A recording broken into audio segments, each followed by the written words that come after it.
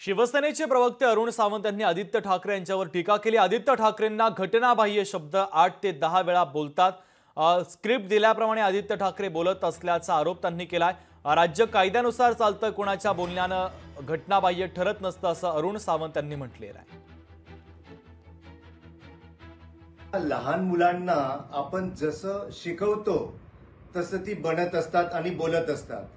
आता या महाराष्ट्रातील एका लहान मुलाला सतत हे सांगितलं गेलेलं आहे की सभेमध्ये किंवा गल्लीबोळात प्रत्येक शब्दाच्या अगोदर तू घटनाबाह्य घटनाबाह्य घटनाबाह्य असं बोलत जा।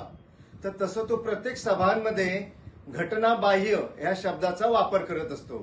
तेव्हा माझं महाराष्ट्रातील जनतेला आवाहन आहे की आपण त्या मुलाला माफ करावं, त्याचं जास्त काही मनावर घेऊ नये आणि तो जे काही चुकीची माहिती या महाराष्ट्रातील जनतेला देत आहे ती आपण जास्त मनावर घेऊ नये।